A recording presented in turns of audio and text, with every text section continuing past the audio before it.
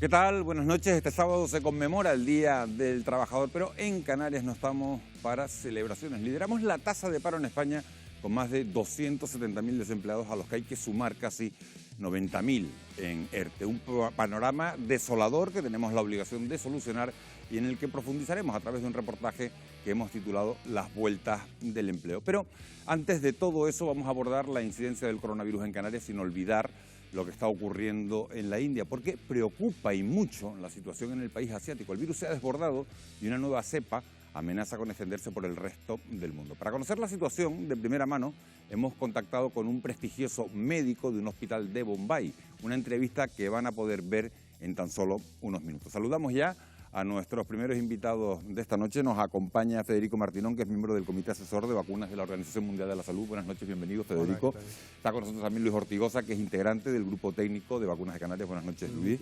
Bienvenido una semana más. Está con nosotros también Francisco Álvarez, que es coordinador del Comité Asesor de Vacunas de la Asociación Española de Pediatría. Buenas noches, Francisco. ¿Qué tal? Buenas noches. Gracias, bienvenido. Y está con nosotros también Beatriz López Valcárcel, que es catedrática de Economía e investigadora, repetidora en esta mesa. Gracias, Beatriz, por acompañarnos una semana más. Comenzamos, como siempre, con los datos. La pandemia comienza a estabilizarse en este archipiélago. Este jueves las islas suman 175 nuevos contagios, la mayoría de ellos 106 en la isla de Tenerife. La comunidad autónoma empieza a experimentar un descenso de todos los indicadores y la incidencia acumulada en 7 días vuelve a bajar de los 50 casos por cada 100.000 habitantes, algo, fíjense, que no ocurría desde el pasado mes de febrero. Ahora se sitúa en 47 positivos. La evolución de los contagios permite que a partir de mañana Gran Canaria baje a nivel 2 y Fuerteventura al 1. Esto se traduce en que en Gran Canaria se podrá reabrir el interior de bares y restaurantes, ampliar el límite en las reuniones en espacios públicos y privados hasta 6 personas y dejar atrás el cierre perimetral. No obstante, el toque de queda se mantiene entre las 11 de la noche y las 6 de la mañana. Los datos epidemiológicos siguen preocupando en Tenerife, que no baja, como saben, del centenar de positivos diarios. El gobierno decidirá el próximo martes si pasa al nivel 2 de alerta. La primera pregunta de la noche, si crees, Luis Ortigosa, que la tendencia será a la baja y se podrán suavizar las medidas en la isla a partir del martes. Bueno, no tengo la bolita mágica, me encantaría, pero si la gente baja la guardia, pues pasa lo que pasa. Entonces tenemos que mantener, y lo venimos diciendo desde hace muchísimos meses, todas las normas de seguridad que hay. Tenemos que utilizar mascarillas, tenemos que tener cuidado con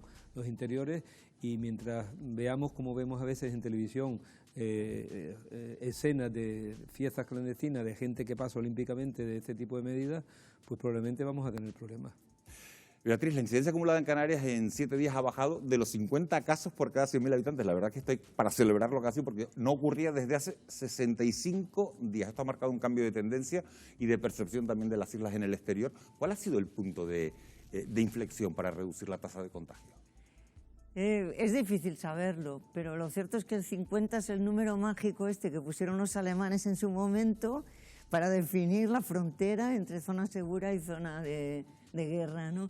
Lo cierto es que en Gran Canaria hemos tenido una evolución positiva en los últimos 15 días, pero sabemos que en el caso de esta pandemia cualquier día se nos pueden virar las tornas y volver a aumentar los casos. Por eso, como decía Luis, no bajar la guardia.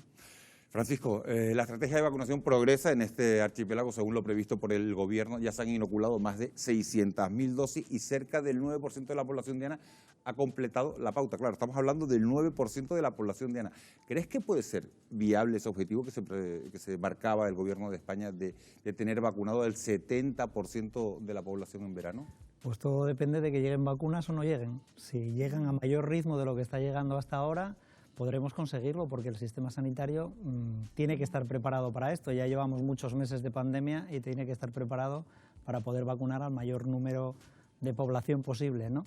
Pero para eso tenemos que tener vacunas y si no tenemos vacunas pues no podemos aumentar ese porcentaje que de momento parece que es casi imposible, ¿no? Que antes del verano podamos tener al 70% de la población vacunada, pero si llegan muchas vacunas, desde luego lo podremos conseguir. El presidente decía esta misma tarde, esta misma mañana, que se va a mantener esa cifra, que se va a poder conseguir el objetivo, pero dependerá seguramente de que lleguen esa... Yo no entiendo por qué esa exigencia continua por parte de los políticos de querer establecer antes del verano, ojalá, si se está diciendo, si hay vacunas, hay personal sanitario dispuesto a aplicarlas y se podrá conseguir ese objetivo, pero no podemos generar esta incertidumbre o estas falsas expectativas en la población y decirles que en junio vamos a tener ese 70% de ojalá. Pero esto es cosa de los políticos, Claro. Les encanta dar siempre fechas, ¿no? Pero- Y luego al final fallan y como nadie se acuerda de ello, pues ya está, ¿no? Claro, Pero por bueno. eso no hay Yo que... creo que hay un malentendido, A ver. ¿eh?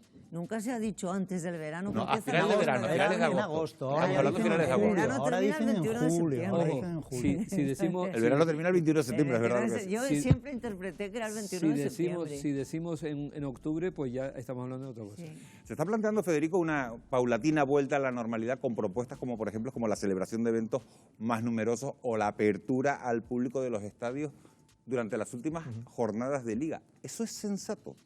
Bueno, con los niveles actuales me parece difícil de que se lleve a cabo y es difícil de además valorar el impacto que puede tener, porque además podemos transmitir mensajes erróneos, ¿no? Volviendo un poco al comentario anterior también, es tan arbitrario como ese 70%, que parece un número mágico y que nadie sabe si realmente es la cifra a alcanzar y cuál es la vulnerabilidad de esa cifra una vez alcanzada. Está claro que incluso con ese 70% vamos a tener que convivir mucho tiempo con las medidas que actualmente estamos siguiendo y debemos no generar falsas expectativas y saber que vamos a tener que convivir con la vacunación y con otras medidas durante un tiempo.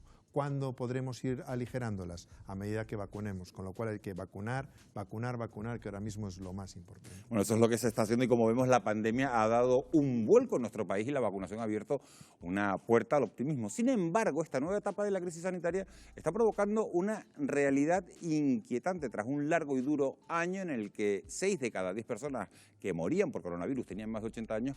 La presión se ha trasladado ahora a los jóvenes. Wendy Fuentes, muy buenas noches. Tú tienes más datos. Sí, muy buenas noches, Miguel Ángel. La media de edad de los más afectados por el contagio, como decías, pues ha dado un cambio, ha bajado considerablemente. La vacunación masiva en los mayores y la irrupción de las nuevas cepas, en especial la británica, pues han provocado un cambio de tendencia. Los últimos datos muestran que el 37% de los casos detectados en nuestro país se corresponde con personas que no superan los 30 años. La incidencia del virus pierde fuerza entre la población mayor. En Canarias, los indicadores muestran un severo descenso en los contagios entre los mayores de 65 años.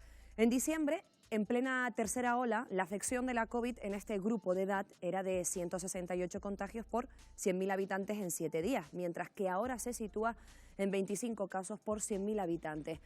Pero lo que preocupa ahora es que en el último mes los pacientes que ingresan en las UCI son más jóvenes y llegan con un cuadro agudo de la enfermedad, por lo que muchos contagiados que acuden a su centro médico por la mañana pues acaban ingresando en urgencias esa misma tarde. La edad media de los asistidos por coronavirus en las unidades de críticos de nuestro país se sitúa de media en los 60 años y el nuevo perfil dibuja pues a un paciente cada vez más joven y con cuadros, como decía, mucho más graves. Ejemplo de ello es el Hospital de la Candelaria, en Tenerife, donde la edad media del paciente en UCI ha bajado hasta los 58 años. Desde la Sociedad Española de Medicina Intensiva predicen que con más vacunas y con menos restricciones, pues la edad de los ingresados en UCI seguirá bajando durante las próximas semanas y se situará entre los 40 y los 50 años. Aunque los pacientes jóvenes tienen mejor pronóstico, a los intensivistas les preocupa pues que la mayoría de los ingresados menores de 35 años, fíjense, comparten un patrón, el de la obesidad. Por su parte, los sanitarios en Gran Canaria y Tenerife, las islas que soportan una mayor presión asistencial, y en las UCI, pues alertan de que muchos de los ingresos en críticos se producen a través de urgencias y sin pasar siquiera por planta.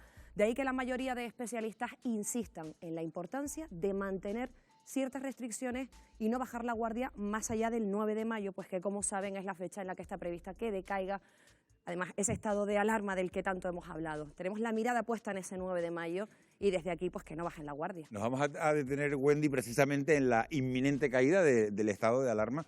Miro a Beatriz porque usted se ha mostrado crítica con el final del estado de alarma el 9 de mayo. ¿Por qué cree que es un error no prorrogarlo y hasta cuándo cree que debería mantenerse? Bueno, yo me fío de lo que dicen los juristas, ¿no? En SESPAS, que es la Sociedad Española de Salud Pública de Administración Sanitaria, los juristas han hecho un informe diciendo que España no tiene instrumentos jurídicos para sustituir el estado de alarma, en el sentido de que el impedir libertades individuales no se puede hacer bajo nuestra Constitución, salvo con esa figura del estado de alarma. Por tanto, mágicamente de un día para otro, que de repente no se puedan imponer toques de queda o restricciones, a mí me parece muy grave. O sea, es como tener una bala en la recámara que aunque no se use, pues debería estar ahí. A mí me parece un poco frívolo el decir que de un día para otro se va a dejar.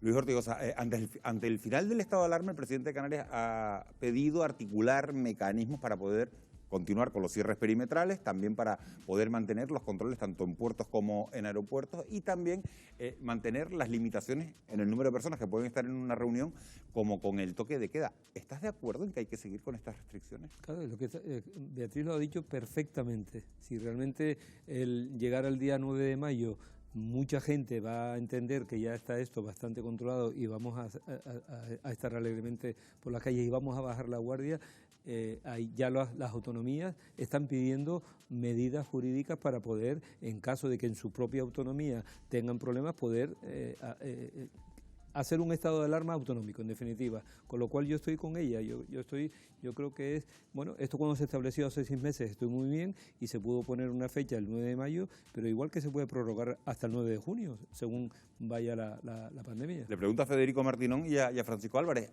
¿qué medidas habría que mantener más allá del 9 de mayo? Las mismas que hay ahora, según cómo sea la incidencia. A medida que sea la incidencia, pues se podrán relajar las medidas, pero como dice Beatriz, si todos los juristas dicen que sin el estado de alarma no se van a poder aplicar, se ha tenido 14 meses para poder modificar las leyes que hubiera que modificar para que las autonomías pudieran tener esa prerrogativa, ¿no?, de poder hacer lo mismo que se hace en el estado de alarma, y no se ha hecho. Con lo cual, si los juristas nos dicen que no se puede, al final, ¿qué va a pasar? Pues que vamos a quedar en manos de los jueces, ¿no?, que sean los que digan si es apropiado o no es apropiado. Y claro, eso no parece que sea lógico en un país como el nuestro, que ya podían haber modificado la ley mucho antes. Sí, y yo pienso además que lo único que realmente puede modificar sensiblemente la situación es la vacunación. Y estamos todavía en unas cifras de vacunación muy limitadas, con lo cual ni el 9 de mayo ni el 19 de junio va a haber un cambio tan drástico objetivo o va a estar supeditado a verdaderamente la cobertura vacunal que tengamos en ese momento. Por tanto, no podemos dejar esto a una posibilidad o a una probabilidad. Tenemos que ser conscientes de que esta pandemia está sufriendo diferentes etapas. Si todo va bien, entraremos en una etapa buena gracias a la vacunación, pero eso solo será beneficioso para el común, para toda la población, cuando las cifras sean lo suficientemente altas como para cortar la transmisión de la infección en la comunidad. Y de eso estamos todavía lejos. Con los datos que habéis dado antes, está claro que se sacan 2 conclusiones. Una, que las vacunas funcionan porque las personas vulnerables mayores de edad ya no ingresan en los hospitales. Y 2, que los jóvenes no se toman en serio esta epidemia porque parece que para ellos va a ser una enfermedad leve y, sin embargo, como veis, ingresan en los hospitales, en las UCIs y también se mueren. Ha hablado usted, Francisco, de vacunas y me gustaría preguntarles qué va a pasar con la segunda dosis de AstraZeneca, porque todavía sigue abierto el debate de todas esas personas menores de 60 años, que son montones en este país, estamos hablando de 2 millones de personas que han recibido una única dosis de AstraZeneca y que no saben qué va a pasar con la segunda. ¿Qué decisión creen ustedes que se debería tomar? Bueno, ya tendrían que haberla tomado. O sea, es que en este momento no hay ensayos clínicos para intercambiar vacunas. Los hubo en el Reino Unido, no tenemos los datos, y por 600 personas que va a estudiar el Instituto de Salud Carlos III, lo que hay que hacer es lo que ordena la Agencia Europea de Medicamentos, que no ha cambiado las fechas de vacunación ni nada de esto de los 60-69 y todo esto, ¿no? Sino, esa vacuna tiene 2 dosis, la segunda hay que aplicarla a las 12 semanas porque es más eficaz, pues aplíquela usted a las 12 semanas, complete la vacunación. Todavía no entiendo cómo es posible que los propios técnicos del Ministerio, ya no digo los políticos, digo los técnicos del Ministerio, no han tomado esta decisión ya hace tiempo para tranquilizar a la gente, porque con estos bandazos que estamos dando, lo único que se consigue es que la población desconfíe de las vacunas, que son el mejor producto sanitario nunca inventado. O sea que... ¿Opinan todos exactamente igual con este tema? Yo pienso que entre lo que debería pasar y lo que vaya a pasar, no sé lo que va a ser, pero sí creo que hay que transmitirle a la población tranquilidad, ¿no? No creo que, en primero, hay cierta flexibilidad a la hora del tiempo que puede pasar entre esta primera dosis y la gente de repente no va a estar desprotegida, ¿no? Y hay diferentes opciones y hay que buscar la más lógica.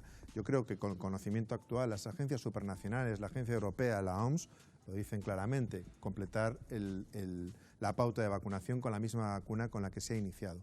Pero yo añadiría otro dato que creo que es importante, y es que si utilizamos otras vacunas para completar esa pauta vacunal, es que además dejamos de vacunar a otros millones de personas, cuando lo que buscamos es vacunar lo antes posible. Los fármacos pueden tener efectos raros, muy poco frecuentes, como en este caso esta vacuna, pero cuando tú administras un fármaco a 1 millón de personas y hay 10 personas, 15, 50 que tienen un problema grave, el problema no lo tiene solo el fármaco. Esas personas son particularmente sensibles o vulnerables por el motivo que sea, que en este caso con la vacuna no sabemos cuál es. Pero si alguien ya estuvo expuesto a esa vacuna y no le pasó nada, es muy remoto, o no se me ocurren mecanismos por los cuales con la segunda dosis vaya a tener un problema. Es decir, es mayor el riesgo casi para la población general en una primera dosis, por remoto que sea ese riesgo, que para el que ya recibió una dosis exponerse a la segunda dosis, porque ya ha demostrado que es, digamos, no vulnerable a ella. Está claro, yo creo que lo ha dicho muy bien, pero en 2 palabras, si alguien que fue vacunado con la primera dosis de AstraZeneca no tuvo ningún efecto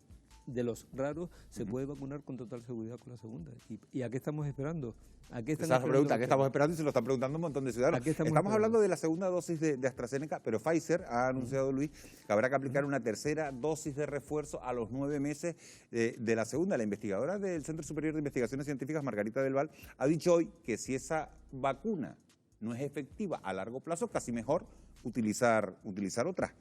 ¿Estás de acuerdo con Margarita del Val? ¿Es estrictamente necesaria o una nueva dosis, o lo que existe que es alguna sensación que hay en la población de que hay más ganas de negocio por parte de la farmacéutica? Yo en este momento no sé si hará falta una tercera o una cuarta dosis. Lo cierto es que la ficha técnica del producto y los ensayos clínicos que se han terminado en fase 3 han demostrado una eficacia tremenda de la vacuna con 2 dosis.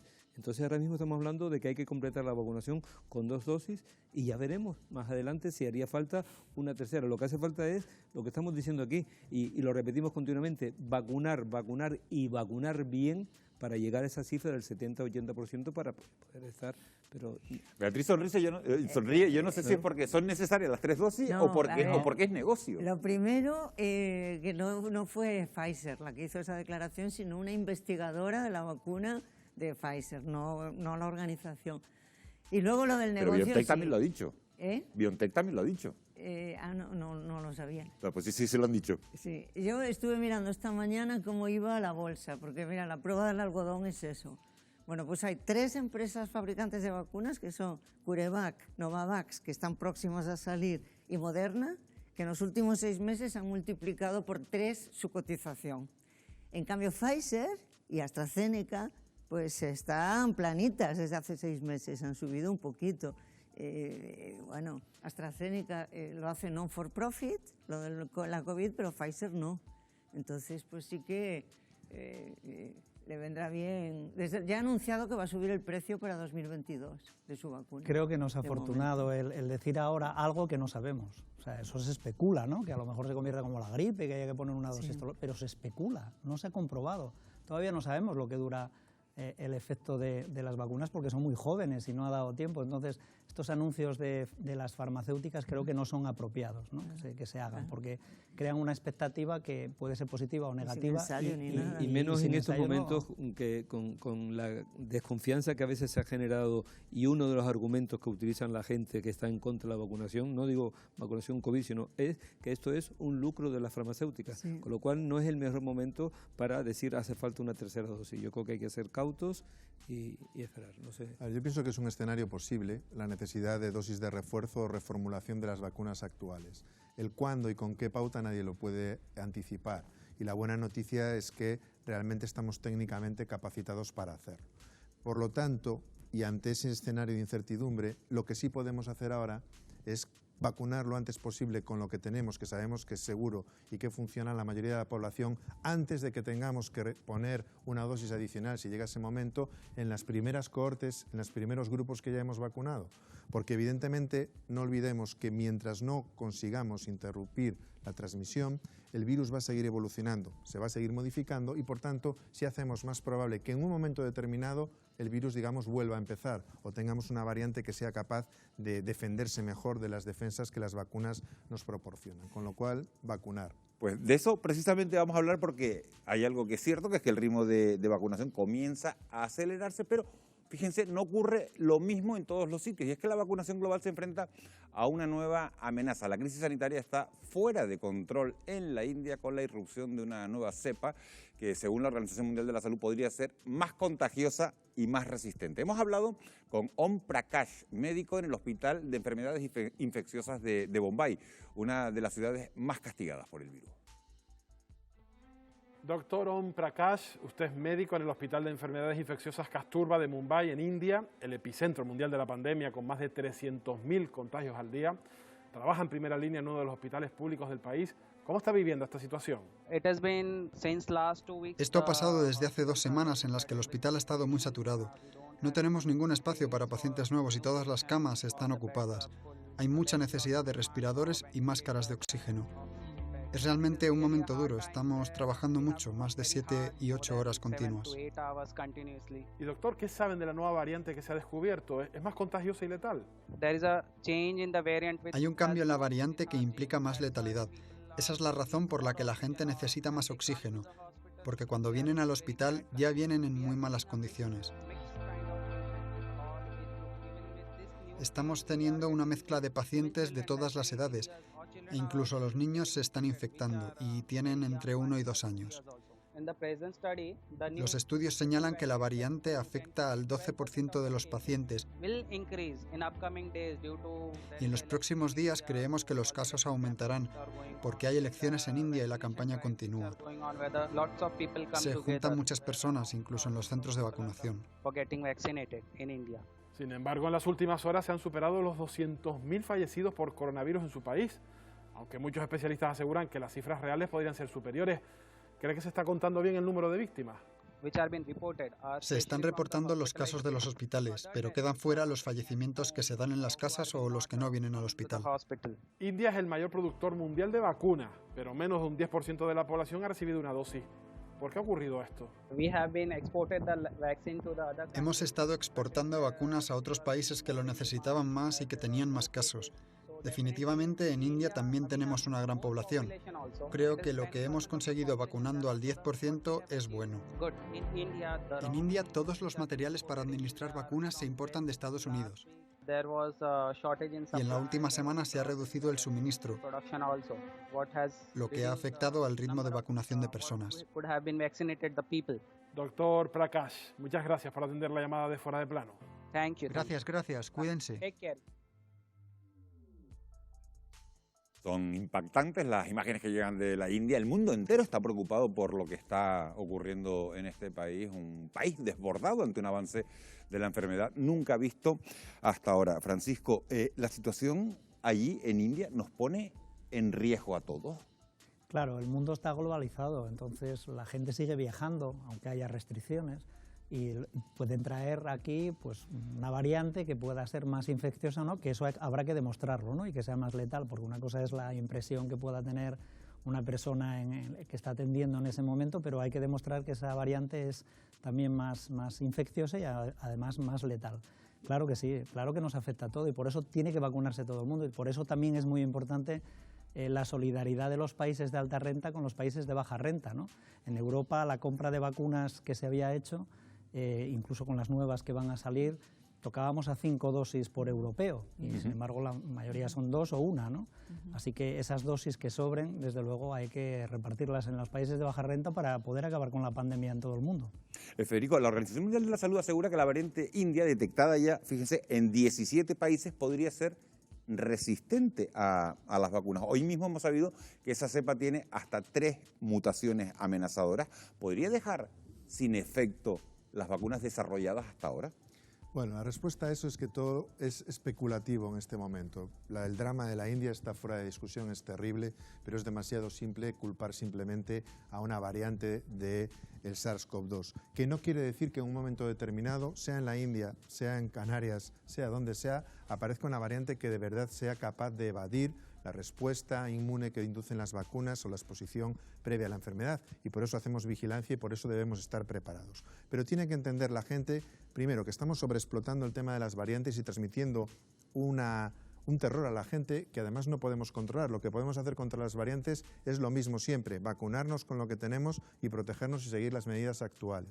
Pero además la gente debe saber que esas variantes que acabarán produciéndose no van a ser resistentes del día a la noche, es decir, no va a aparecer de repente una variante que sea multiresistente a todos los antivirales, que no funcionen las vacunas y que acabe con todo. Eso es un proceso gradual. Nosotros sabemos, por ejemplo, en el Instituto de Investigación Sanitaria de Santiago, que hemos estudiado casi 400.000 cepas, todo el genoma, hemos analizado variantes, más de 50.000 variantes genéticas con diferentes mutaciones y sabemos cuál es la pauta de adquisición de esas mutaciones. Y va a seguir evolucionando porque esa es la naturaleza del virus. De hecho, acumula aproximadamente unas 24 mutaciones a lo largo de un año. Llegará un momento que acierten y que esas mutaciones coincidan en puntos muy sensibles, pero no se producen 24 mutaciones o más de repente en una misma variante. No sé si me explico. Entonces, hay que vigilar, hay que estar pendientes. Es un escenario que puede acontecer, pero no tenemos que estar dramatizando permanentemente y perder el foco en lo que hay que hacer, que es no te infectes con ninguna variante, no con la variante india. Fíjense que estamos hablando de India y estamos hablando del país que es, Beatriz, el principal fabricante de vacunas de todo el mundo. Sin embargo, esta ola que están viviendo, esta dramática ola que están viviendo, ha frenado las exportaciones hacia otros países para priorizar la población, para priorizar a la población local. ¿Qué puede suponer esto para la vacunación global? Le va a hacer mucho daño a la COVAX, o sea, la alianza de países ricos para vacunar a los pobres, porque el 80% de las vacunas de la COVAX eran producidas en la India. Por tanto, va a suponer un problema para la vacunación de los países de renta media y baja, ¿no?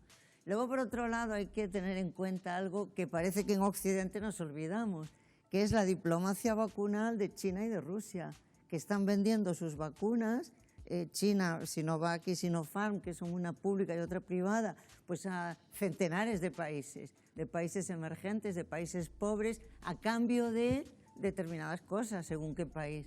Entonces nosotros solo miramos a las vacunas de Occidente, pero no, es que China ha vendido 200 millones de dosis de sus vacunas. Y esto también forma parte del planeta.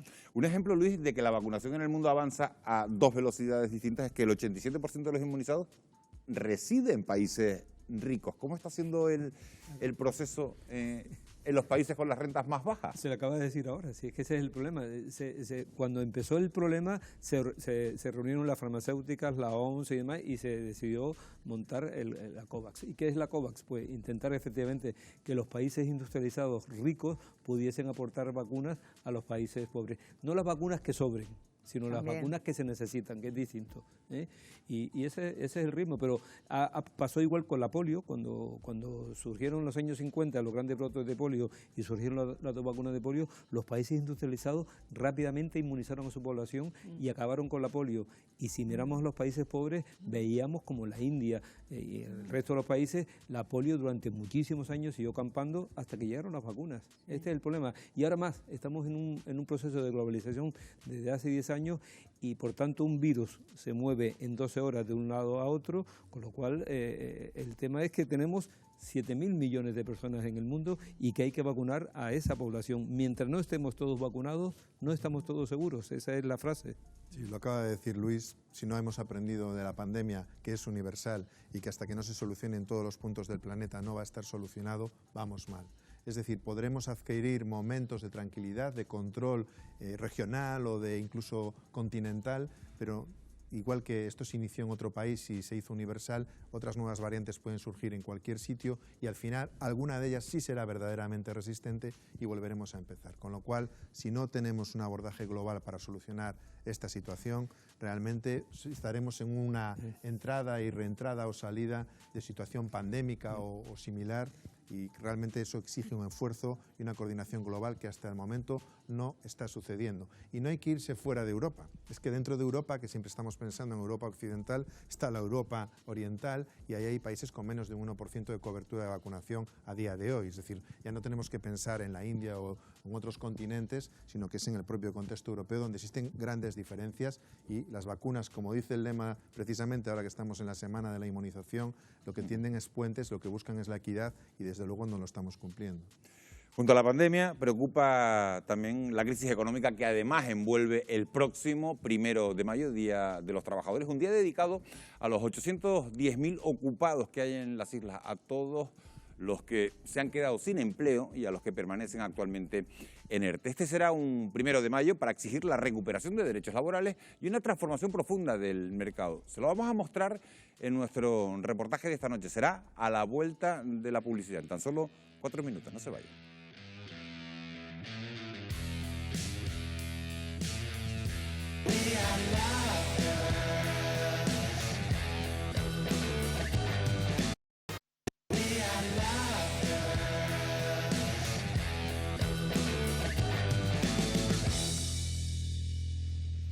Ya de vuelta, este 1 de mayo, Día Internacional de los Trabajadores, los sindicatos van a salir juntos a la calle para reclamar la derogación de los aspectos más dañinos de la reforma laboral, medidas de choque contra la precariedad y no dejar a nadie atrás en la actual crisis. Para hablar sobre todo ello, se han sumado a nuestra mesa de expertos Esther Martín, de Comisiones Obreras. Buenas noches, Esther, bienvenida. Hola, buenas noches. José Miguel González, economista. Buenas noches, José Miguel. Está con nosotros Eduardo Besares también, director general de CEO de Tenerife. Buenas noches, Eduardo.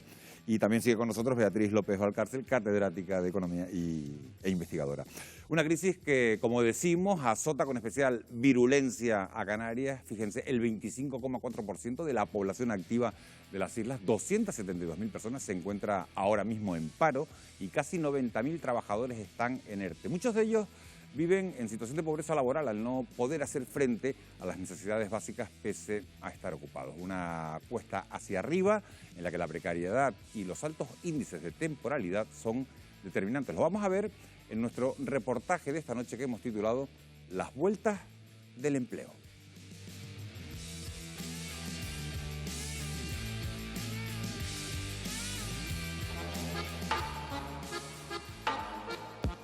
El mundo gira en torno al trabajo.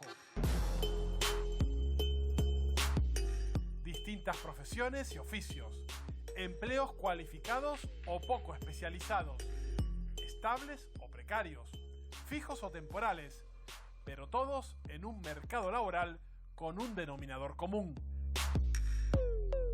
No hay ofertas para todos, lo que provoca un aumento de los que buscan una ocupación y no la tienen.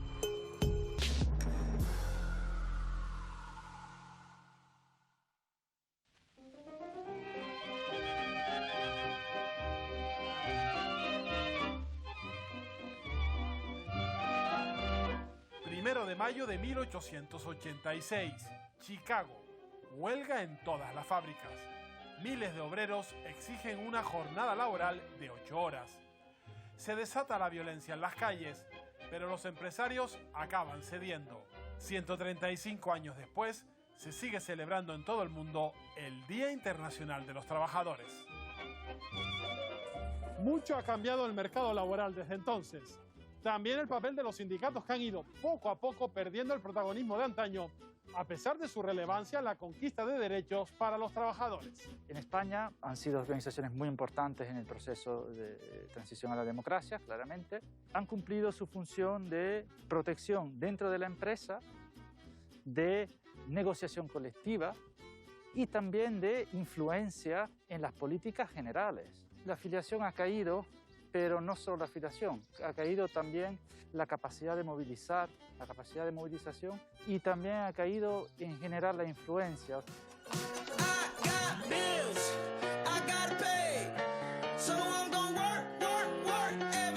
Aunque han surgido nuevas formas de activismo social, actualmente el mayor sindicato de España es UGT, con unos 941.000 afiliados, seguido por Comisiones Obreras, con más de 934.000 personas.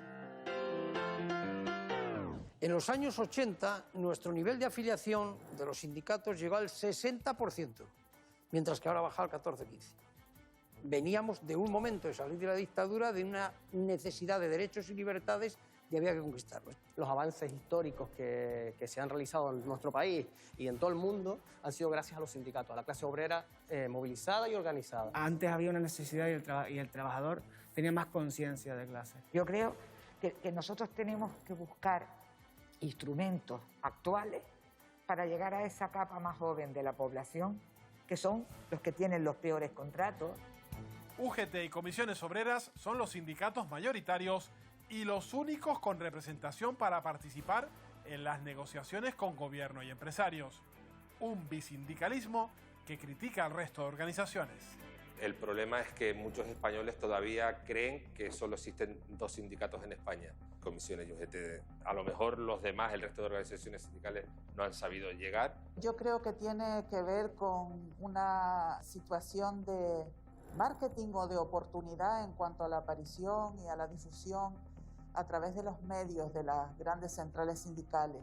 Ellos pueden, sin tener ni siquiera representación porque no les han votado en determinados sitios, empresas y colectivos, y sin embargo por ser los sindicatos que son y ser más representativos sí que pueden entrar a negociar, con lo cual el resto de organizaciones sindicales nos vemos seriamente perjudicadas.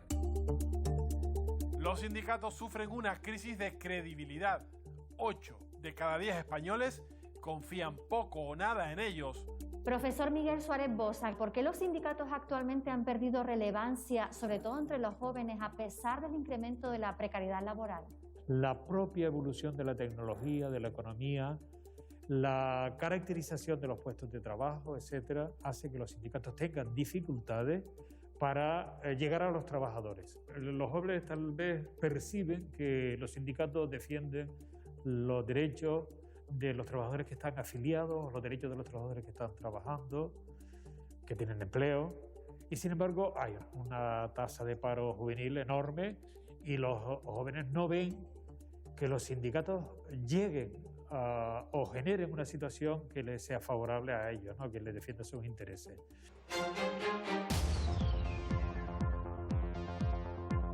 Pero los sindicatos tienen en su haber importantes logros tanto en las negociaciones con los sucesivos gobiernos como con las empresas. Reclamaciones como el aumento del salario mínimo interprofesional o la defensa individual y colectiva de los derechos de los trabajadores ha dado continuidad al papel trascendental que desempeñaron en el paso de la dictadura a la democracia española.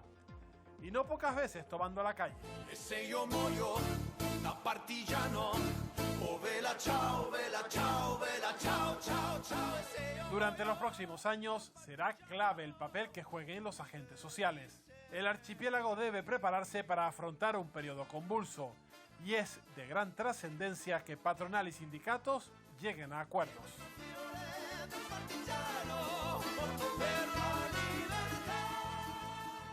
Las relaciones actuales entre la parte sindical y la parte patronal ahora mismo creo que en España gozan de muy buena salud.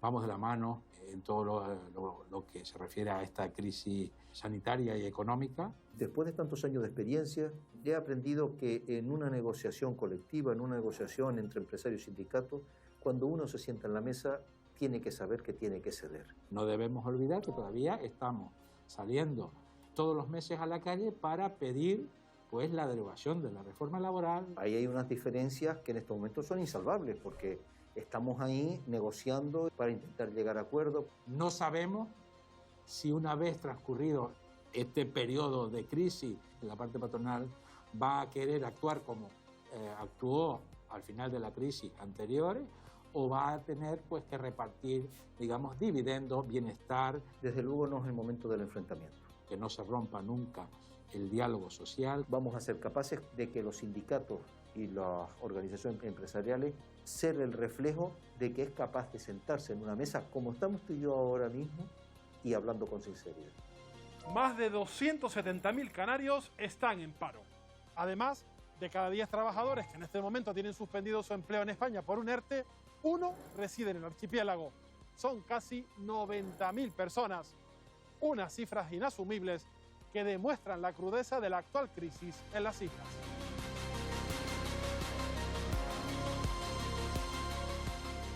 Nicolás, en 2008 tenías un empleo estable, llevabas 4 años en una empresa, pero con la llegada de la crisis de la construcción pierdes tu empleo. Fue un varapalo bastante duro y desde ese momento en adelante pues ha empezado una serie de obstáculos, de luchas por conseguir un trabajo estable.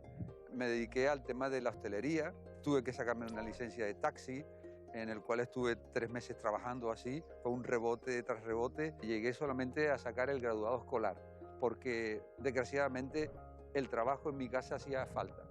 A día de hoy, ¿continúas en paro? ¿Qué ha supuesto esta situación de no encontrar un empleo? Pues ha supuesto que haya tenido la necesidad de solicitar ayuda, y creo que en un futuro es posible que tenga esa oportunidad y esa suerte de encontrar un trabajo estable, incluso a mi edad. En los últimos 20 años, la tasa de desempleo más baja en Canarias se registró en el segundo trimestre de 2007, con un 10% de paro gracias al tirón de la construcción y el turismo. Nacho Zabaleta, director de la Escuela de Negocios MBA, que me gustaría que nos remontáramos hasta el segundo trimestre del año 2007. Es en ese entonces cuando nuestro país roza una tasa de desempleo de tan solo el 10%. ¿Cómo se consiguió? Estaba combinado por realmente una economía que no era real, y era la economía de la construcción. Nosotros en España estábamos construyendo una gran cantidad de casas, creo que incluso más que Francia, Inglaterra y Alemania unidos se construían en España, y entonces estaba basado en una economía que 2 años después estalló, ¿no? Que es la economía del ladrillo. Con el modelo económico actual que tenemos en Canarias, ¿es posible conseguir esa tasa de paro?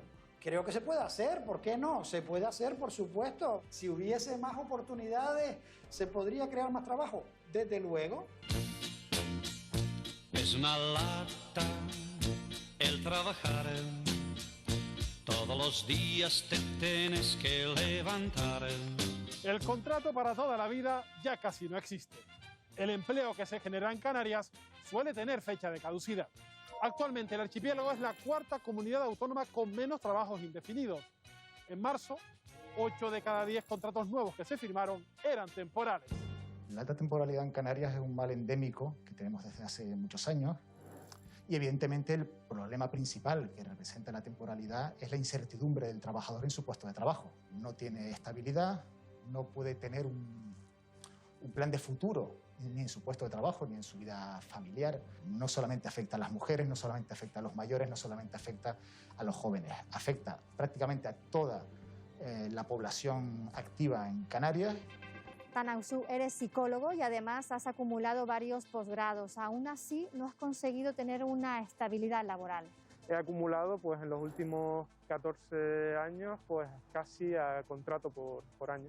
Al principio pues estoy los primeros años pues compatibilizando con trabajos de otras cosas, de repartidor, dependiente, pues temas de administración, y después una vez que finalizo el máster sí que empiezo a encontrar trabajos relacionados con mi profesión. Pero los primeros contratos son contratados en categorías inferiores. A lo mejor para hacer un trabajo de psicólogo me contrataban de conserje o de monitor. ¿Qué supone para ti no haber conseguido un contrato indefinido y a qué has tenido que renunciar en lo personal? A lo mejor podría haber hecho antes pues algunas cosas que he conseguido con los tiempos, como formar una familia o poder comprarme una casa, ese tipo de cosas. La estabilidad también, la tranquilidad, porque al fin y al cabo todos los años tú estás pendiente de un hilo de si me van a llamar, de si no, y siempre estás nervioso con ese tema, ¿no? Naira, tú has estado encadenando durante los últimos años varios trabajos, siempre trabajos temporales. ¿En qué sectores has trabajado? He estado trabajando en empresas de limpieza, en una empresa de empaquetado, he estado trabajando en varias empresas, pero solo trabajos temporales. Yo solo tengo estudios primarios, tampoco he tenido la oportunidad de poder seguir estudiando, pero bueno, sí me gustaría seguir estudiando, pero como ahora estoy en la situación en la que estoy, cuido de mis 3 sobrinos y de mi mamá, entonces pues no tengo X tiempo para poder estudiar ni tener a lo mejor aunque sea un título de algo. Naira, ¿tú crees que el hecho de no tener estudios secundarios o superiores te ha perjudicado a la hora de buscar trabajo? Sí, señor. Eso te afecta hasta para un trabajo de limpieza. Te piden estudios secundarios. Aunque la formación es clave para acceder a mejores empleos y el paro afecta en menor medida a los trabajadores mejor cualificados, los profesionales universitarios tampoco se escapan de la temporalidad. Rosa Batista, economista. En Canarias hay una gran cantidad de jóvenes que no están formados y al no estar formados no pueden acceder a un buen puesto de trabajo. ¿Qué ha hecho que estos jóvenes no se formen? No tenemos tejido productivo de, vamos a llamarlo, un nivel alto y ligada a lo que se conoce hoy como economía del conocimiento. El hecho de que exista una alternativa laboral sin necesidad de requerir grandes niveles de formación genera una renta rápida y es quizás la vía que hemos tenido en Canarias para colocar un importante volumen de estudiantes sin formación. Estamos a tiempo de buscar una solución. Implica una reconversión del tejido productivo. La solución pasa por abordar ya este tipo de cambios, porque el problema no es solo el paro juvenil, son también los efectos colaterales que genera esa situación. El mejor talento se va fuera. La alta temporalidad tiene consecuencias. Canarias cuenta con el segundo salario medio más bajo de España, solo por detrás de Extremadura, y se sitúa en 1.750 euros brutos mensuales, según datos del INE.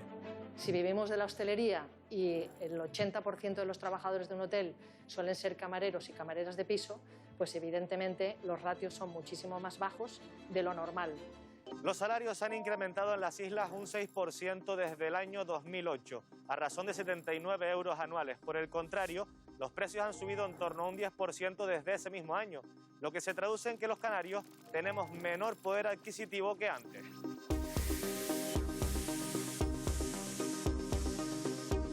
Iván, tú actualmente estás trabajando y percibes el salario mínimo interprofesional. Sí, así es. La verdad que donde quiera que voy mirando precios, buscando las marcas blancas y hay veces que no puedo comprar ciertas cosas. No llego a 1.000 euros mi sueldo y me gasto sobre 250, 300 euros. El alquiler pago 600 euros, agua y luz aparte. No poder ir a un bar, a un restaurante, no poder pagarme un gimnasio y vivo muy ajustado todos los meses, la verdad es esa. ¿No has experimentado ningún aumento durante el último año? En el último año sí, sobre 28 euros, no llega a 30 euros. El volumen de trabajadores en riesgo de pobreza se dispara. Alcanza casi 1 de cada 7 ocupados que apenas cobran 9.000 euros brutos al año.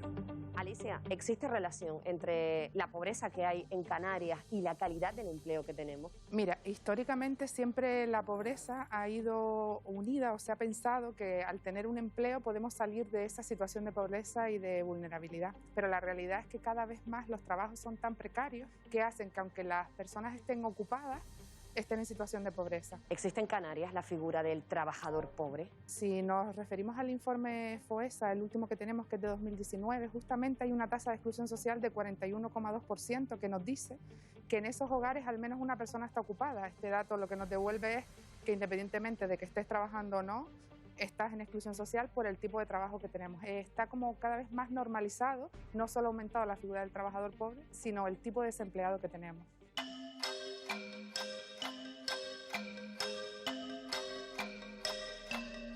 La contraprestación por nuestros empleos tiene cada vez menos valor. Un mayor esfuerzo en el trabajo no tiene la misma recompensa que antes y los próximos meses aún se avecinan más complicados por culpa de la crisis que nos deja la pandemia.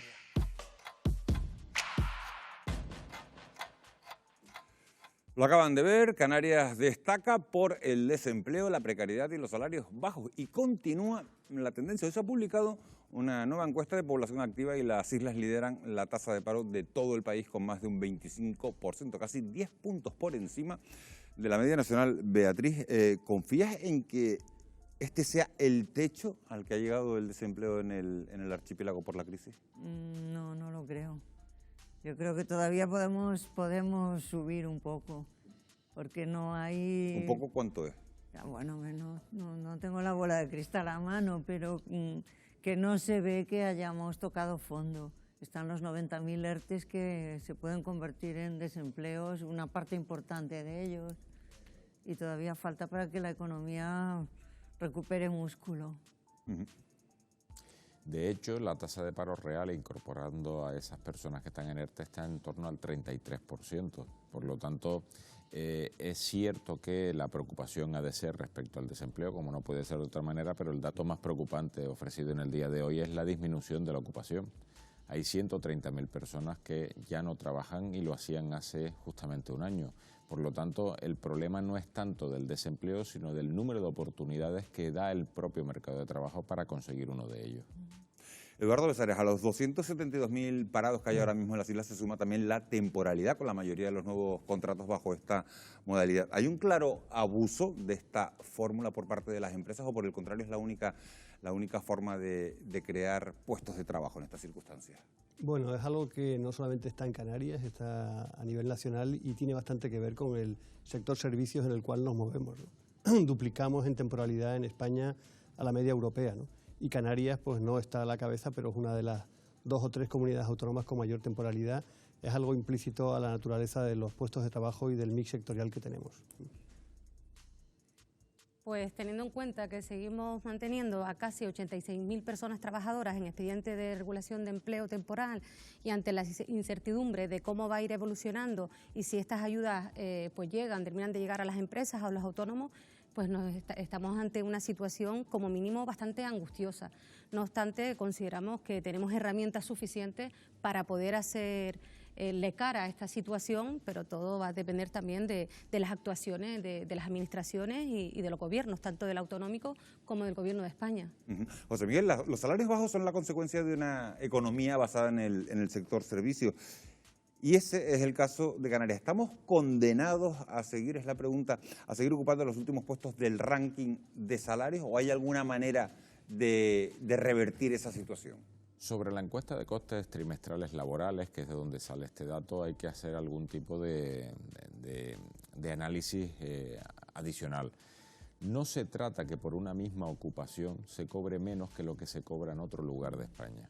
Lo que ocurre es que la proporción de empleo de menor productividad, justamente por el sistema productivo que tenemos, hace que también su remuneración, que es justamente lo que retribuye, sea menor. A partir de ahí hay una herramienta importante para establecer una distribución desde el punto de vista salarial, que es la negociación colectiva. Es decir, la atomización, tener prácticamente más de un 90% de empresas con menos de 10 asalariados, es muy complicado el llevarse procesos de negociación colectiva lo suficientemente eficaces como para subir. Pero yo creo que incluso al tejido productivo no solo le interesa, sino que hay que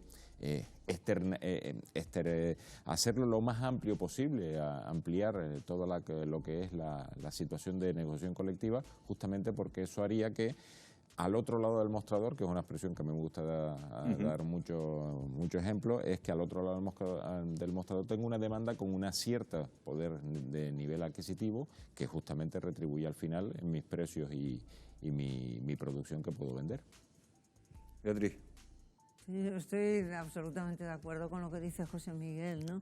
A mí me gustaría decir algo más, que es que para llegar a un sitio hay que tener rumbo, hay que saber a dónde quieres llegar. Y entonces Canarias tiene que plantearse si quiere seguir con este modelo productivo basado en empleos poco cualificados y etcétera, o si intenta poner rumbo a una economía más basada en el conocimiento y en sectores con mayor productividad del trabajo y mayor cualificación. Y yo creo que es nuestra única solución como comunidad.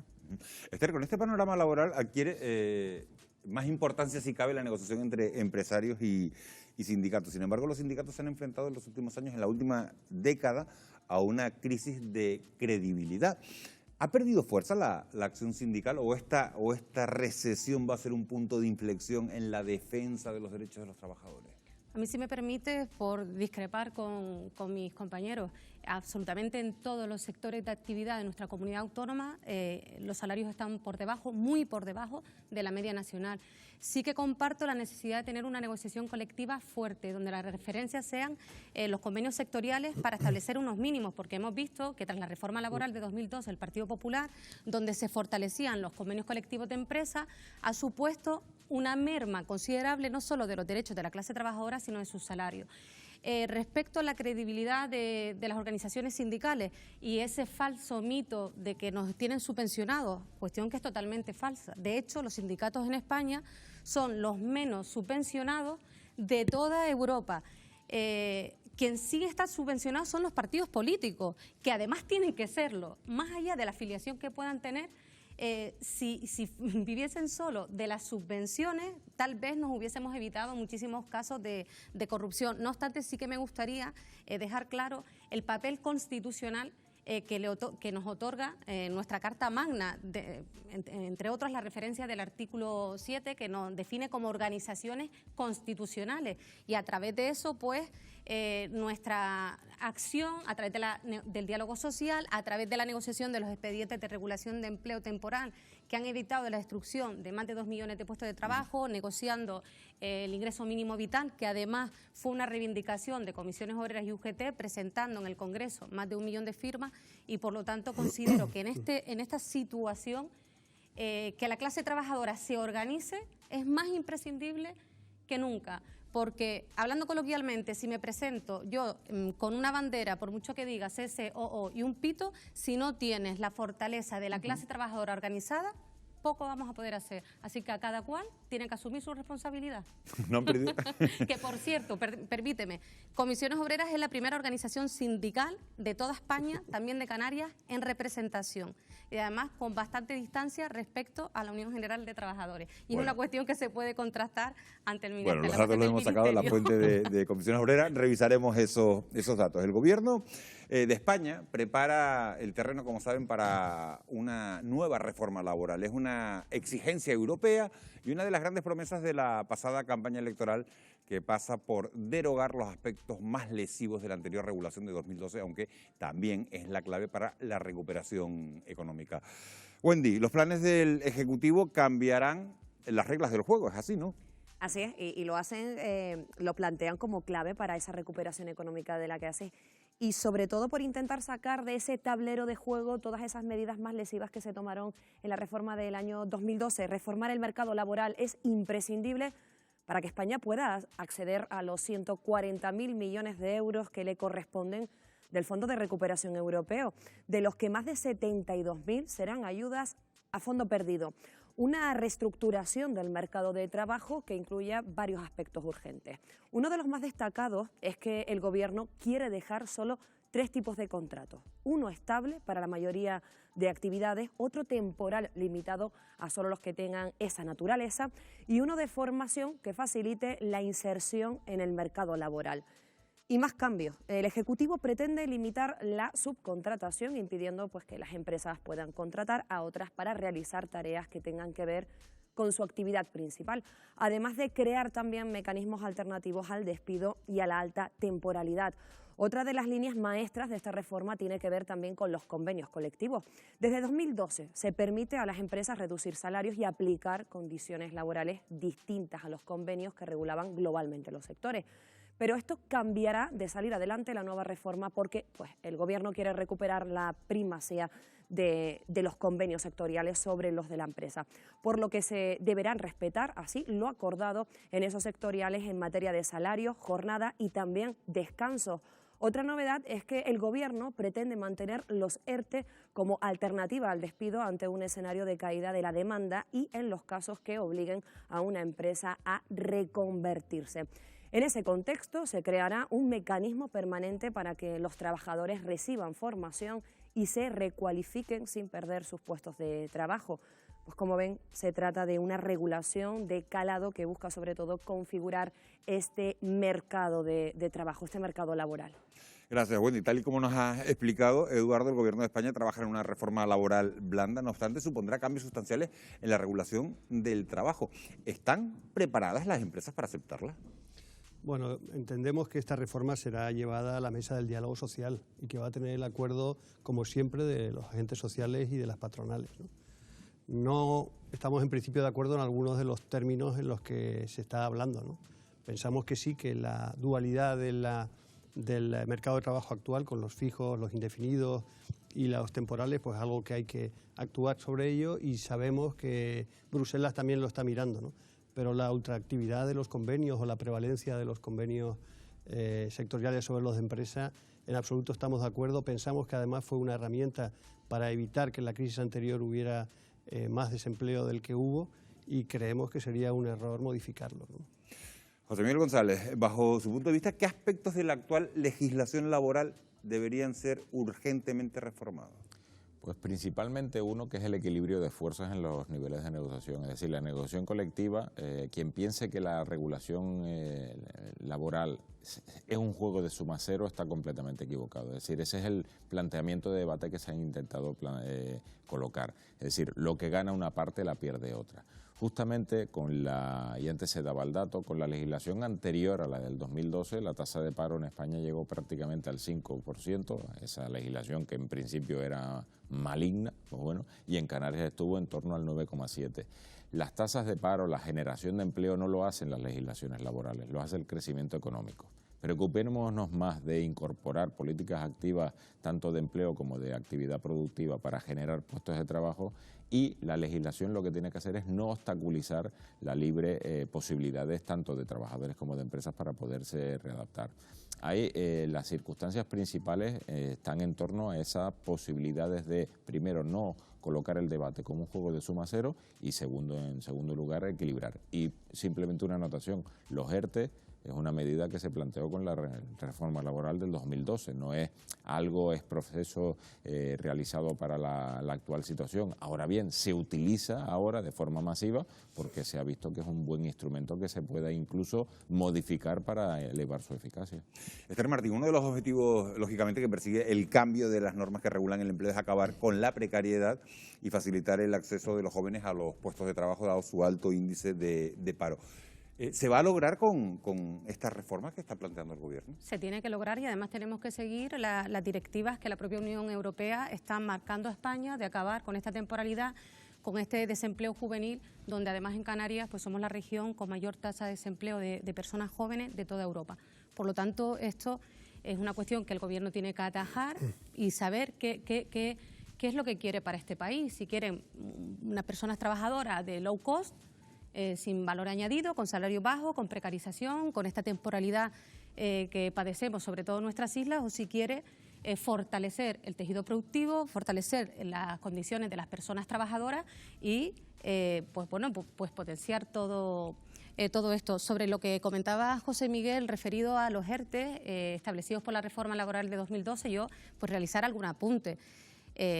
Poco tiene que ver con esto en cuanto a la protección de las personas trabajadoras que a partir del 6º mes no ven reducidas sus prestaciones. Algo tan importante como que no estén consumiendo el desempleo, por ejemplo, durante este año, estos 14, 15 meses casi, que han estado dentro de los ERTE, cuestión que no contempla de la reforma laboral, y de cara a las propias empresas, las exoneraciones de las cuotas a la seguridad social. Por lo tanto, por supuesto que es imprescindible como alternativa a los despidos que se mantengan los ERTE, pero que se mantengan los ERTE tal y como están en la actualidad. No, sin duda se ha visto modificada porque las circunstancias actuales así lo exigían. Los ERTE tradicionales, de hecho un ETOP, por causas productivas o organizativas, todavía tenían que cotizar en esta situación de COVID por parte de las patronales. Solo aquellos que se emanaban de una fuerza mayor son los que se adaptaron. Por supuesto que eso es algo innegable que hay que tomar en consideración. Y también hay que apostar por la ampliación de los mismos de forma, si no indefinida, sí al menos quitándole ya el adjetivo de pandémico, sino simplemente desde el punto de vista de la reacción económica, que es totalmente necesaria esperar que se recuperen cuanto antes. Beatriz, la Organización Internacional de Trabajo ha puesto de manifiesto en varias ocasiones una excesiva contratación atípica en España. ¿Crees que establecer 3 únicos tipos de contratos es la solución? Hombre, yo creo que es un punto de partida, porque no es solo la temporalidad, es el encadenar falsos contratos temporales para una persona que al cabo del tiempo ves la película y ha estado con la misma empresa años. O son los falsos autónomos que tienen un solo, cliente. Todo esto son, disfunciones que se permiten actualmente, pero que de alguna manera habría que controlar mucho. Y partir de esos 3 niveles inicialmente me parece buena idea. A mí me preocupa en relación a las diferentes modalidades de contrato aquellos que están dirigidos a colectivos de difícil inserción. Es decir, no se contemplan por ningún lado si dentro de esos 3 contratos va a haber una tipología específica para aquellos aquellas personas que tienen mayores dificultades para incorporarse en el mundo del trabajo, que ahora los hay a través de las bonificaciones a la cotización a la seguridad social. Por lo tanto, yo creo que todavía ahí hay margen de negociación para establecer mejor identificación de las necesidades que cada región tiene, porque las regiones en contratación, como es Canarias, no tienen nada que ver con lo que hacen en La Rioja, por ejemplo.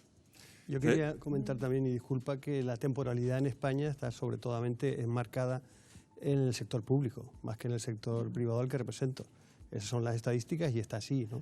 Es un 22 contra un 28, ¿no? O sea, que creo que los mismos que están promoviendo el cambio deben de tomar nota y empezar por ellos mismos, ¿no? Beatriz no está muy de acuerdo. No, es que yo ese dato no lo tengo, entonces no lo puedo decir. Hombre, que el sector público está en una situación tan disparatada que hasta los 45 años no consolidas el empleo y llevas 30 de interino, y entonces después de 30 años, o bien te habían fichado mal y tenían que haberte despedido a los 2 años, o bien, pues, oye, no tiene... Sobre todo en su sector, en educación y en sanidad. Es espectacular. Sí, pero bueno, se está en vías de arreglarlo, por lo menos se está intentando, cosa que en la empresa privada no sé. Le aseguro que también. Bueno, si hay algo que está claro es que mientras la creación de empleo y las mejoras salariales intentan hacerse un hueco, el mercado se transforma a un ritmo frenético. La convivencia con los robots ya es una realidad. En 2025 el reparto de tareas se va a dividir al 50% entre personas y máquinas. Con esta nueva revolución también ha surgido la necesidad de que los trabajadores mejoren su cualificación. Lo vamos a ver en tan solo un minuto, a la vuelta de publicidad.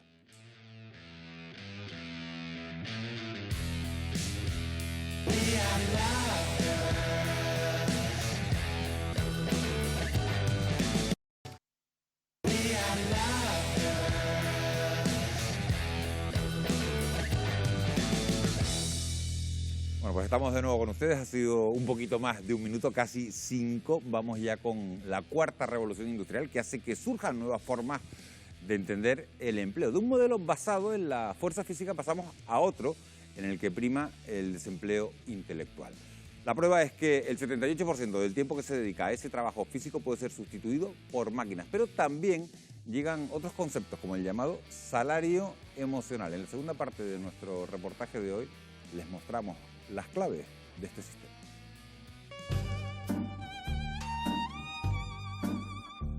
Nuestra forma de trabajar ha cambiado a lo largo de los últimos años. Poco a poco, las máquinas se adueñan de más espacios y con ellas desaparecen empleos, pero también surgen otros nuevos. Estamos a las puertas de una nueva revolución. El mundo ya ha vivido 3 revoluciones industriales y en la actualidad estamos en proceso de otra, la llamada Revolución 4.0, una transformación donde los empleos se automatizan. Tanto que para el año 2025 el reparto de tareas será del 50% entre humanos y robots.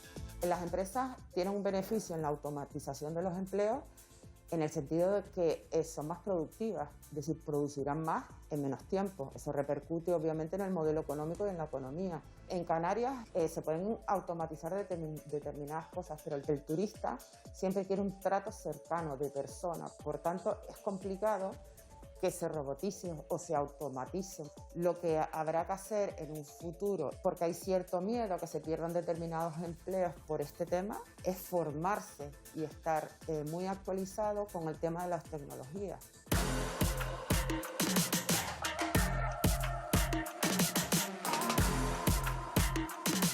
Los trabajos con menos futuros son los que requieren un bajo nivel de cualificación. En los próximos 20 años, el 70% de estos empleados serán sustituidos por máquinas, o lo que es lo mismo, 375 millones de personas en todo el mundo tendrán que buscar otra forma de ganarse la vida.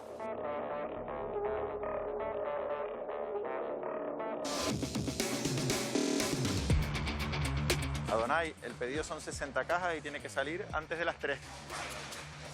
Eduardo Escuela, responsable de producción de FAST, una empresa que ha apostado por la automatización. ¿Cuánto han invertido en este sentido? Pues más o menos la media de la empresa son 600.000 euros al año entre nuestros dos centros, el de Armeñime y el de aquí de la Orotava. Más o menos el salto cualitativo se dio hace 11 años.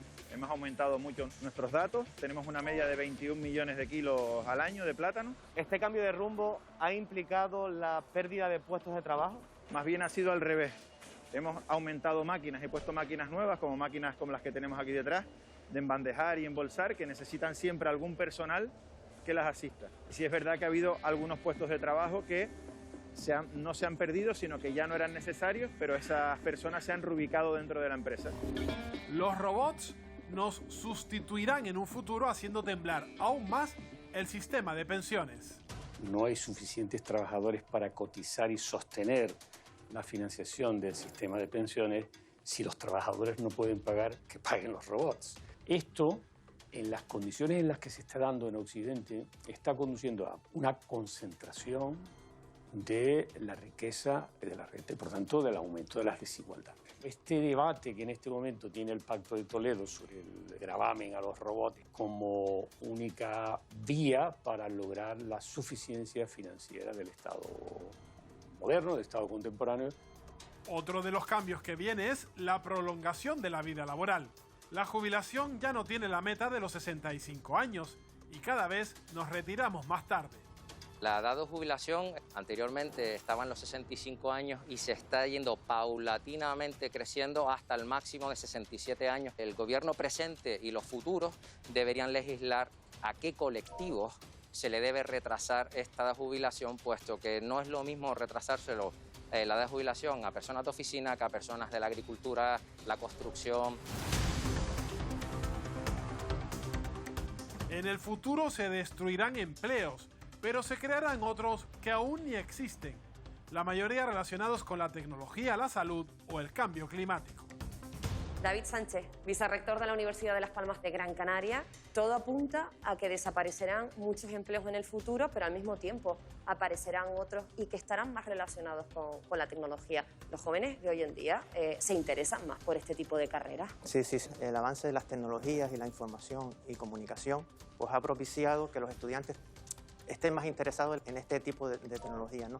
Lo que sí demandan es formación en competencias digitales. ¿Se está adaptando la enseñanza a este futuro que se prevé? Sí, en la Universidad de Las Palmas estamos trabajando en diferentes aspectos en este sentido. Por un lado, en nuevas titulaciones. Por ejemplo, este mismo año se estableció o se imparte ya el grado de Ingeniería en Ciencia de Datos, pero ya se están trabajando en nuevas titulaciones, como el grado de Ingeniería Biomédica, grado de Ingeniería relacionado con puertos y costas, y aspectos tan importantes como la seguridad en Internet. La dificultad para encontrar determinados perfiles para determinadas empresas, por lo general nos estamos encontrando con graves problemas en la parte tecnológica, todo lo que implica transformación digital. Sabiendo la necesidad que íbamos a tener, nos ha pillado el tren.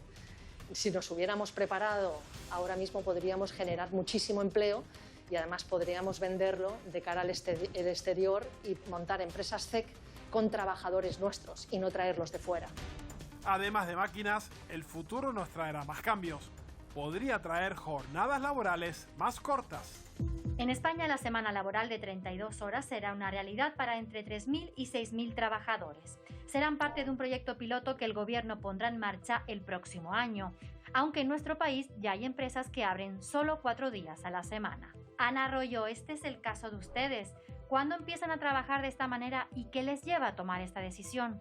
Bueno, pues nosotros comenzamos con la implantación en sí de esta jornada de 4 días laborales el año pasado, en el 1 de enero del 2020. Nosotros somos fabricantes de software de gestión y bueno, todo esto surge porque nosotros venimos implantando otras muchas medidas de conciliación o de corresponsabilidad, pero no había ninguna medida que fuera para el 100% de nuestra plantilla. Lo primero que comunicamos es que vamos a trabajar 4 días laborales, pero tu salario no se va a ver reducido.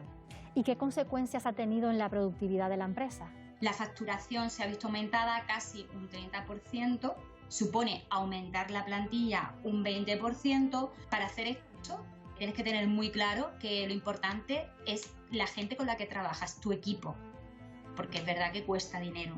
Ahora que estamos diciendo que es una cosa apresurada poner una jornada de 4 horas, puede ser que dentro de 1 año, 2 años, digamos que hay que implantarla, porque es verdad que toda la digitalización está afectando también a esa necesidad, por ejemplo, física, de que los trabajadores estén en sus puestos de trabajo. Pero yo creo que ahora, en un primer momento, no es factible por la situación precisamente que estamos pasando. Nosotros consideramos que esta jornada de 32 horas a la semana puede completarse con 8 horas de formación y consideramos que en Canarias es totalmente necesaria implementar esas jornadas semanales, porque nuestro producto económico principal es el turismo. El turismo necesita mucha formación, lo que es el servicio, cuestiones de idiomas, etcétera, etcétera.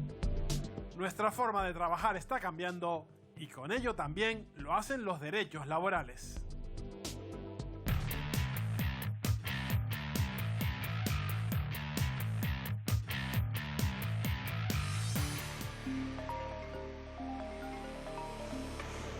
¿Sí? Buenas, soy el repartidor de aquí fuera ya. Vale, ya salgo. Muchas gracias. Buenas, aquí tienes el pedido. Gracias, Daniel. ¿Desde cuándo te dedicas a ser rider? Pues llevo unos 3 añitos. Yo suelo empezar sobre las 10 de la mañana. A veces trabajo por el día, a veces por la noche solo, a veces turno partido. ¿Y cómo son las condiciones de tu trabajo, de ser rider? Soy autónomo y yo cojo mis horas. No quiero ser asalariado porque me gusta escoger mi tiempo, coger mis horarios, organizarme yo. Al principio era mejor, se ganaba más. Había menos gente, lógicamente, y las tarifas estaban más altas también. Normalmente estoy con esto porque no puedo tampoco elegir muchas opciones. Me da para ahorrar, pero claro, tengo que estar todo el día en la calle. ¿Cómo factura, cómo gana dinero este tipo de plataformas? Pues lo hace cobrando comisión tanto por la intermediación de la compra como por la intermediación del transporte. El repartidor o rider debe estar, o debería haber estado de alta, como trabajador autónomo, hasta que ha llegado el conflicto que el Tribunal Supremo sentenció que existe una relación laboral entre estos riders, estos repartidores y las plataformas. Francisco Alonso, ¿cómo se está adaptando la legislación a los nuevos perfiles laborales que están surgiendo, como el teletrabajo o los riders? La ley siempre va por detrás de la realidad, entonces se tiene que ir adaptando poco a poco y casi siempre llega tarde. El gobierno, por ejemplo, en las últimas novedades legislativas que anuncia, por ejemplo, lo que es la regulación de los trabajadores, los riders, intenta crear leyes ad hoc para regular esas situaciones que realmente no son tan necesarias en tanto en cuanto ya los juzgados de lo social y los tribunales superiores de justicia vienen determinando que ese tipo de trabajadores son trabajadores por cuenta ajena. Yo creo que lo que existen son zonas oscuras y sobre todo también mucha indefinición por parte del propio empleador. ¿Qué nuevos derechos laborales, como la desconexión digital, por ejemplo, están todavía pendientes de legislar? Se viene hablando de la desconexión digital desde la Ley Orgánica de Protección de Datos. Sí es verdad que lo que establecen son más exposiciones de motivos, por decirlo de algún modo, deseos, derechos de carácter general, pero no de carácter detallado. Con lo cual, lo que sí se echa de menos, por ejemplo, en esa materia, es que haya una legislación más detallada y que no se deje solo al arbitrio de la negociación colectiva o de la negociación individual trabajador-empleador ese tipo de materia. Los derechos laborales se transforman y también las exigencias. Ahora no solo cuenta el sueldo, también pedimos recibir un salario emocional. Marta Romo, socia de BIAP. ¿En qué consiste exactamente el salario emocional y cómo se puede aplicar? El salario emocional es un concepto que tiene que ver con la retribución, pero se refiere a un conjunto de medidas que no tienen un carácter económico muy importante y que están dirigidas a mejorar e impactar positivamente en su bienestar. Son medidas que están muy vinculadas con temas de flexibilidad, temas de trabajo en remoto, temas de bienestar y de salud mental y emocional y temas también que tienen que ver con el aprendizaje.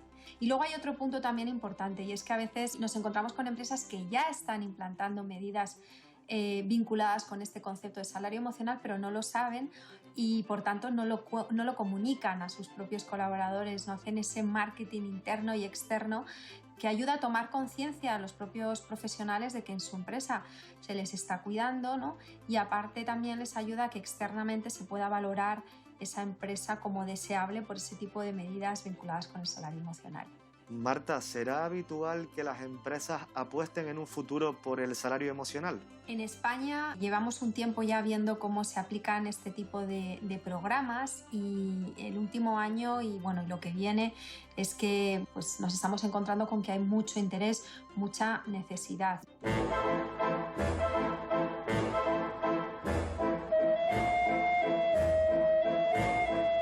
Las empresas están cambiando, las ocupaciones son diferentes y los trabajadores evolucionan.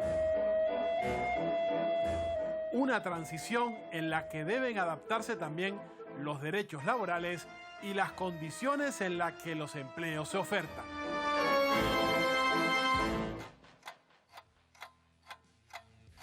Acabamos de ver las grandes transformaciones que llegan, y uno de los cambios más significativos con el que ya comienzan a experimentar algunas empresas españolas es la reducción de la jornada laboral a 4 días semanales. Este modelo supondría un giro de 180 grados tanto para las empresas como para los trabajadores. Lo vamos a abordar justo a la vuelta de una pausa publicitaria mínima. Regresamos enseguida.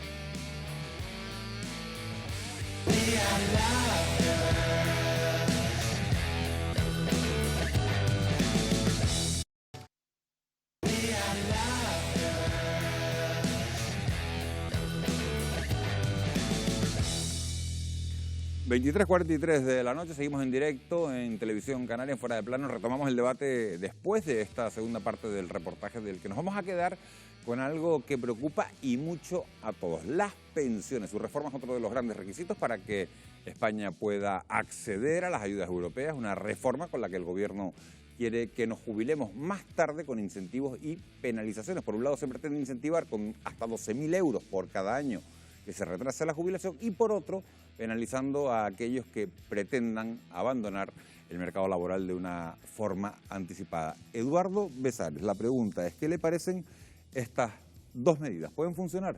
Bueno, primero entendemos que el sistema de pensiones tiene que ser justo, pero tiene que ser también sostenible, ¿no? Y que parece que la sostenibilidad está amenazada, ¿no? Y desde luego preferimos que se trate y se trabaje con incentivos y con deducciones antes que con penalizaciones, ¿no? Esther, ¿pueden funcionar? Pueden funcionar. Consideramos que nuestro sistema de pensiones es sostenible y tiene futuro. Ahora bien, tenemos que buscar los ingresos suficientes para sostenerlas en forma de incrementos salariales, de ampliar las bases de cotización que ahora mismo están topadas, en forma de llegar al 60% del salario medio de nuestro país, tal y como establece la Carta Social Europea, pero también sacando pues aquellos gastos que le son impropios. Luego tenemos que ver qué tipos de sectores, como bien se decía en el reportaje, pues hay sectores que son mucho más duros, son más precarizados, como puede ser el sector agrícola.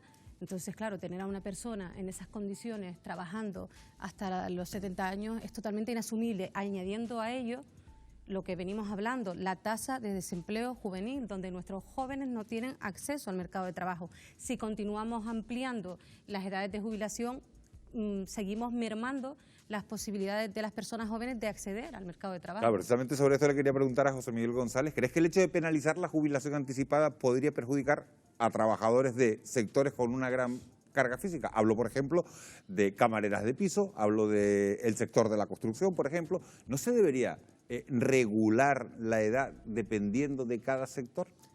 Ahí hay un debate muy interesante, porque ahí estamos dando por sentado que un trabajo es penoso. Es decir, puedes lesionarte, puedes tener una enfermedad profesional por el mero hecho de ejercerlo profesionalmente. Entonces, antes que procurar reconocer socialmente que un trabajo tiene mayores cotas de penosidad respecto a otro, lo que hay que hacer es establecer medidas preventivas en el ámbito de la salud laboral. Eso, estamos hablando más de la carga física, ¿no? Claro, pero justamente hay medidas que se plantean dentro de la prevención de riesgos laborales que puede evitar lesiones, incluso las multifunciones que se puedan dar dentro de determinados tipos de actividad. Así todo, obviamente, pues no todos los sectores económicos, como bien se decía, tienen el mismo desempeño. Hay otros en donde el destope en el ámbito universitario, en el ámbito del conocimiento, salvo ya por agotamiento de la profesionalidad de cada una de las personas, no se puede entender que haya una fecha determinada para la jubilación. Ahora bien, sobre las pensiones, si estamos topando o no, aquí todas las medidas se están haciendo para evitar el número de perceptores de una cotización, no el número de aportadores. Y se eliminan perceptores haciendo que los potenciales perceptores sigan siendo aportadores. Me explico en el sentido de que lo que tienes que ampliar es la base de personas que nuevamente empiezan a cotizar en el sistema, porque sistemas de aportación definida, como es el que tiene en España, siempre van a entrar en crisis, siempre. Por eso tienen que estar continuamente revisándole. Ahora bien, otro mensaje de tranquilidad, las pensiones están garantizadas por ley. Bien, o sea, que nadie crea que se va a dejar de cobrar las pensiones. Lo que no está garantizado por ley son sus importes y sus evoluciones desde el punto de vista, si están relacionadas con la inflación o no. Sobre eso precisamente quería hablar, porque otro aspecto de esta reforma se refiere a la vinculación, Beatriz, de las pensiones al IPC, pero en caso de inflación negativa las pensiones no disminuirían, sino que se congelarán. ¿Eso es asumible? Es que sea asumible o no va a depender de varios factores, y el más importante es el crecimiento económico del país, es decir, el número de cotizantes y la productividad que tengan, es decir, el salario que perciban. Y vuelvo a lo de antes, vamos a vivir una economía de servicios no cualificados o una economía basada en el conocimiento. Y respecto a la edad de jubilación, obviamente, si una persona empezó a trabajar a los 14 años en un trabajo duro, en la construcción de peón, esta persona no podemos pedirle que se jubile a la misma edad que un juez que empieza a trabajar con 25 años después de sacar una oposición y trabaja en una butaca. Por tanto, de alguna manera sí que habría que considerar la edad de inicio, es decir, el número de años que se ha trabajado, para que haya justicia distributiva, intergeneracional. Hay una pregunta que me gustaría hacerle a los cuatro. Fíjense, el Ministerio de Seguridad Social calcula que es necesaria la llegada de 270.000 migrantes hasta el año 2050 para poder inyectar mano de obra en el mercado y para poder salvar lo que estamos hablando, las pensiones. ¿Sin inmigrantes peligra el actual sistema de pensiones en España? Eso por José Miguel. La tasa de reposición en el ámbito demográfico ya no llega al 2,01, que es la mínima. Por lo tanto, es imprescindible el papel de la inmigración en el ámbito de incrementar el número de cotizantes a la seguridad social para que garanticen que aquellos perceptores de una prestación puedan seguir manteniéndola. Esther. Comparto la opinión de José Miguel en que nuestro país se está quedando, hablando coloquialmente, viejo. Los índices de natalidad están bajo mínimo, o sea, estamos en un momento de la historia de nuestro país que es sin precedentes. Por lo tanto, si no contamos con la mano de obra que nos puedan ofertar las personas emigrantes, pues esto no tiene viabilidad, o la tiene muy complicada. Sí, la pirámide de edad es la que es. Y no es un problema en Canarias, que es una región netamente, vamos a decir, importadora de mano de obra, 30.000 personas al año en los últimos años, pero sí lo es, por ejemplo, en el País Vasco, donde no tienen reemplazo para las siguientes generaciones profesionales y están tratando de atraer y de que las personas que estudian allí no se vayan a trabajar fuera. Y esto va a pasar en España y, evidentemente, en este caso estoy de acuerdo con el ministro. Beatriz. Sí, no tengo nada que añadir, me parece que estoy de acuerdo también. Bueno, pues vamos con otro asunto que está despertando polémica, porque la revolución del mercado laboral, fíjense, también ha abierto la puerta a que el gobierno se muestre favorable a estudiar una jornada laboral de 4 días semanales, una medida, Wendy, que divide a los expertos. Lo cierto es que también era un poco de esperar que este tipo de medidas crearan un caldo de opiniones. La propuesta de implantar una jornada laboral de 4 días conservando el mismo salario, pues ha generado la división entre la clase política y también entre los expertos. Sus defensores aseguran que ayudaría a mejorar la productividad del país y a reducir el desorbitado número de horas extra que realizan pues, los trabajadores, facilitando la conciliación. Así lo creen desde Intersindical Canarias. Intersindical Canaria apoya la jornada laboral de 32 horas, por supuesto. Entendemos que los avances técnicos y el desarrollo de las nuevas tecnologías pueden orientarse en relación con la clase trabajadora en dos sentidos. Pueden servir para seguir generando bolsas de desempleo, pobreza y exclusión social y aumentar así aún más los beneficios empresariales, o pueden servir para mejorar las condiciones de la vida laboral de millones de personas en el mundo, facilitando la conciliación de la vida laboral y personal. Sin embargo, existen otras voces que aseguran que la jornada de 32 horas semanales se convertiría en un lastre para las empresas que necesitarían incrementar el número de trabajadores para poder mantener su productividad. Además, en medio de esta crisis también crecen las dudas sobre si es viable financiar este cambio de modelo.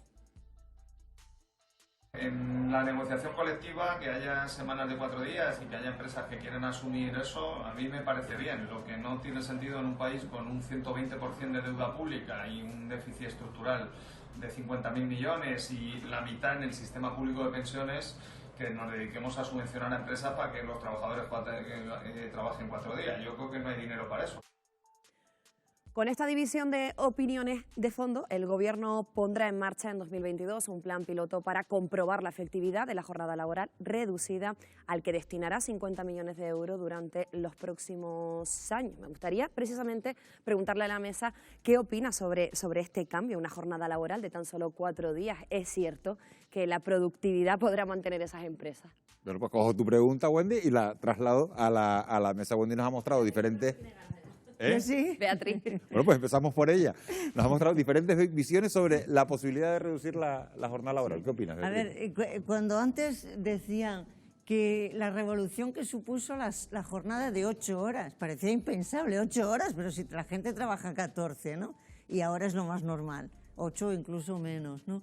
Yo me imagino que en un futuro en el que el bien más escaso va a ser el trabajo, pues vamos a repartirlo de una manera como esta, pero quizá no estemos preparados para que ya mañana todas las empresas del país, sea cual sea su configuración, pasen a esta jornada de 4 días semanales. Y yo personalmente tengo que decir que trabajo unas 60 horas semanales, o si no más, o sea que, y porque cobro un salario emocional. Como decía, Eduardo se ríe, estaba mirando Eduardo. Trabajo por gusto. Eduardo, ¿por qué es esa cara? ¿Por qué es esa cara? ¿Por qué mirabas así a Beatriz? Me ha gustado, porque antes estaba preguntando por el salario emocional y lo ha descrito perfectamente, ¿no? Está enamorada de su trabajo, probablemente también de su entorno laboral, y no le importa trabajar 60 horas. Yo creo que cuando se ponen encima de la mesa ese tipo de medidas, primero, no se analizan en profundidad, porque ya se han llevado a cabo pruebas piloto en otros sitios, en concreto en Finlandia, sin éxito. Y segundo, no se conoce bien la realidad empresarial de este país, donde un 70% de las empresas tienen menos de 3 trabajadores. Es muy difícil de implantar. Esther, jornadas laborales. Bueno, yo creo que semanas laborales de 4 días. Que este proyecto piloto es bastante interesante. Como bien comentaba Beatriz, la realidad a muy corto plazo va a ser una revolución en el mercado del trabajo y desgraciadamente bastante destrucción de empleo, por lo tanto tendremos que reinventarnos.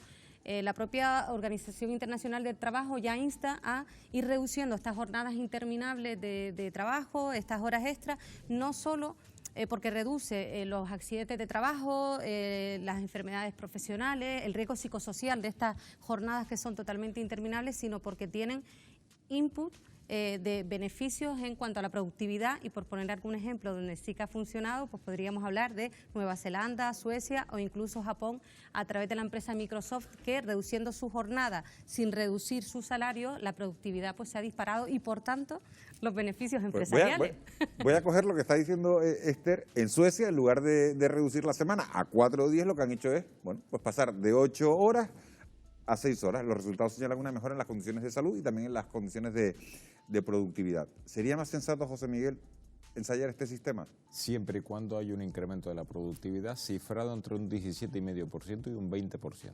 Es decir, si conseguimos que la productividad se incremente en esas ratios, y después ya veríamos si eso se traslada a salarios o no, sería adecuado. Vemos capacidad de subir una quinta parte de la productividad de nuestros efectivos laborales. Ahora mismo yo creo que primero no todas las empresas podrían, porque no todas las empresas tienen una distribución semanal igual en su función de producción. Hablemos en el ámbito de los servicios, en donde no podría suceder. En el ámbito de la tecnología, por supuesto. ¿Por qué? Porque la productividad hora-persona se puede disparar en cualquier momento. Estamos terminando. Eduardo, ¿más conforme con esta manera? Sí, no, todo va por barrios y está claro que en el seno de los convenios colectivos, pues en algunas empresas puede progresar. Lo que ocurre es que lo que se nos está vendiendo de alguna manera es que va a venir por decreto ley como el cambio a las 8 horas y en breve, ¿no? Y yo creo que tenemos todos que abrir los ojos y ver la realidad.